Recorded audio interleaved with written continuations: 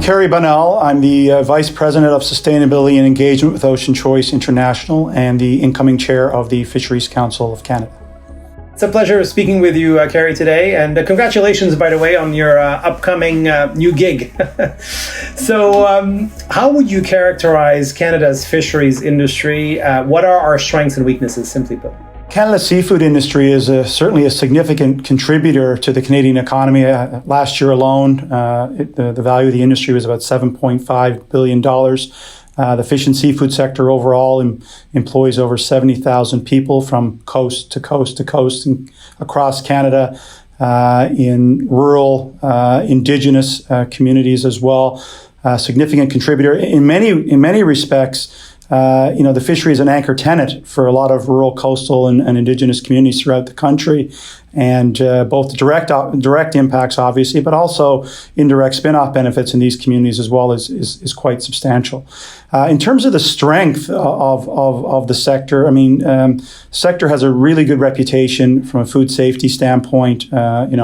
A good record there. Strong labor standards. Good, crisp, cold Canadian seafood. It certainly has a good reputation abroad. So, you've got some really good strengths there in terms of the Canadian seafood sector. Another key attribute of the Canadian seafood sector is it has a tremendous reputation and image around sustainable fisheries management. Right now, about well over 80% of our seafood is Marine Stewardship Council certified. It's a global third-party certification standard, well recognized, good science, good sustainable management measures in place. And that's obviously a positive attribute of the Canadian seafood sector as well.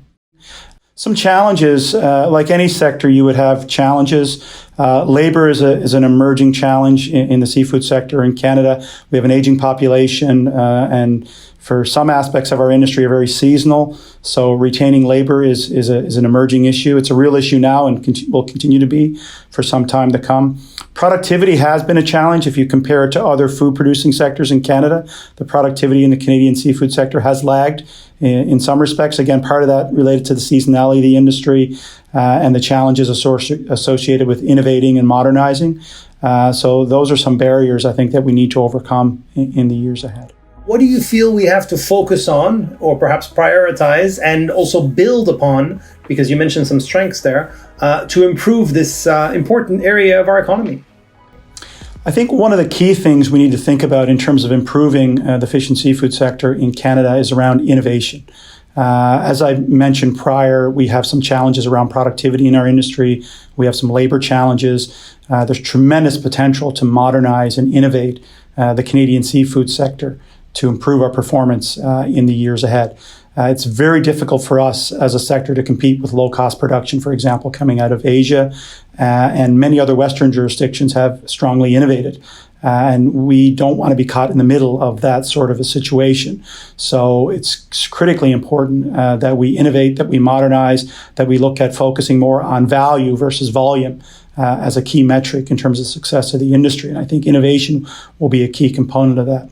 Another area which I think is going to be critically important for the Canadian seafood sector going forward is around market diversification. Obviously, our key market is our southern border, United States. Proximity, population, appetite for seafood. Obviously, the United States is a key market, but it's critical for us to be looking at, where possible, diversifying into Europe, taking advantage of the new or the relatively new CETA free trade agreement, and diversifying into Asia. We've had some good success in China, certainly in recent years, but it's important to continue to diversify so that we're not overly dependent on one particular market.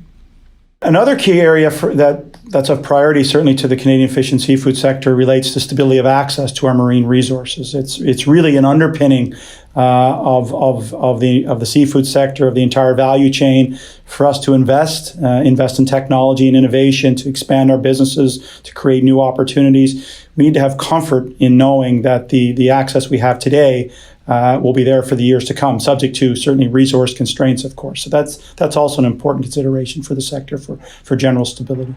So on September 23rd, the Government of Canada committed to a blue strategy development. I know from initial press release that the Fisheries Council of Canada was generally very receptive to this strategy, but perhaps you could share some of your thoughts on this development. We're very excited by the Government of Canada's launch of its Blue Economy strategy. We see tremendous opportunities for the fish and seafood sector. Both the Fisheries Council of Canada and the Canadian Aquaculture Industry Association have been partnering very closely and working with government on a response to that. There have been a number of publications, certainly in recent years. There was a high-level panel on the sustainable ocean economy that identified tremendous opportunities in the ocean economy, tremendous leveraging opportunities, and return on investment through sustainable fisheries. I think just as an example, you're looking at a 10-to-1 payback or 10-to-1 return on investment in sustainable protein from the oceans in the years to come.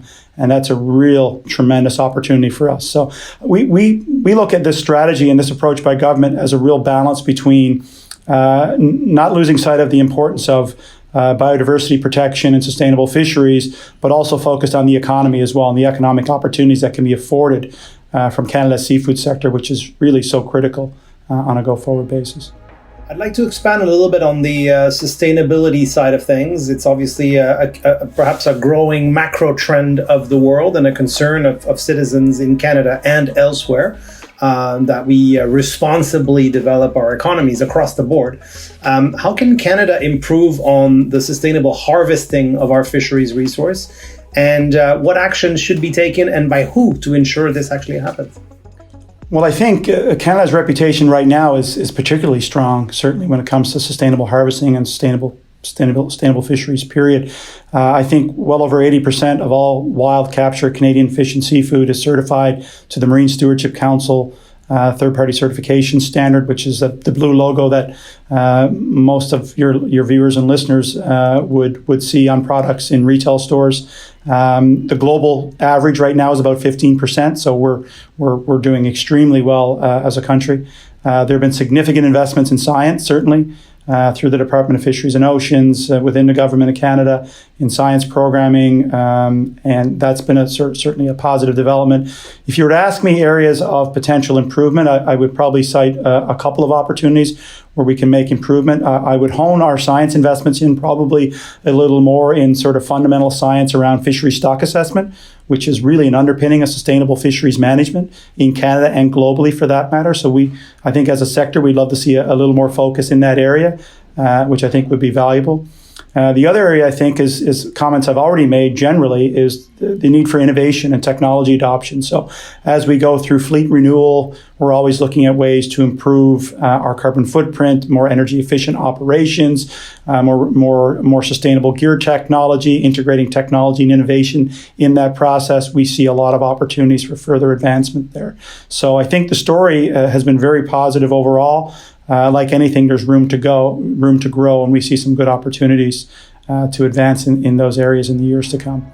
So you must have been thinking a little bit about what your priorities are going to be. Every leader comes with his own or her own vision. What are the three main priorities for you, for the FCC in the coming years? And what do you hope to see happen within the industry during your term? There are certainly a number of priorities that come to mind in terms of my role within the Fisheries Council of Canada over the next year. First and foremost, I've taken on this role in the middle of a COVID pandemic. So first and foremost, certainly on my mind, would be some of the challenges related to COVID. I think we've done an exceptional job as an industry thus far, managing our way through the pandemic, sharing best practices. But the key now is to not get complacent. I think that's one of the most important things. COVID is going to be around for a period of time, and we need to continue to be diligent and make sure that we're revisiting our protocols, sharing our protocols, looking at new best practices that are out there, and making sure that we can sort of keep COVID out of our operations and out of our facilities so we can continue to provide sustainable protein to the country and to the world for that matter. So that's probably one of the most critical priorities. Second, I would say certainly working closely with the Government of Canada on a couple of its key objectives. They have marine biodiversity targets and protected areas targets that they're looking to meet over the next 5 to 10 years. We want to work closely with the Government of Canada, certainly to make sure that those targets are identified, set, and advanced in a balanced way, both in terms of biodiversity and sustainable fisheries, but also recognizing the importance of the economic development of the industry as well. So that'll be a big priority. Intertwined with that would certainly be the blue growth strategy that we've talked about, blue ocean strategy the government of Canada is advancing, and the efforts of the Fisheries Council of Canada and Kaya as a partnership to make sure that the interests of those sectors are considered and balanced in that development, and the opportunities that could be afforded through this new strategy development are actually achieved. So that would be another priority area. And the final point I'd probably mention, and I've mentioned before, is a continued focus on the maintenance of stability of access for the sector. Obviously, is an ongoing and critically important item for the industry to ensure stability, to ensure investment, and to ensure we meet some of the targets that we want to achieve in the years to come in terms of growing this sector. If you had 30 seconds to pitch to someone in a position of power, someone or a group, the Prime Minister, government officials, industry leaders, the youth, whoever you want, to strengthen and improve Canada's fishery industry, who would you pitch and what would you say in 30 seconds or less? Certainly, I would pitch the Prime Minister of Canada, of course, for recognition of the Canadian fish and seafood sector as a critical sector of national importance to the Canadian economy. The industry last year was worth well over $7.5 billion. We see tremendous potential to expand upon that in the years to come. The UNFAO predicts that global demand for fish and seafood is going to rise significantly, leading into 2030. We're well over 200 million metric tons of seafood. Demand consumption is expected to rise by over 20%.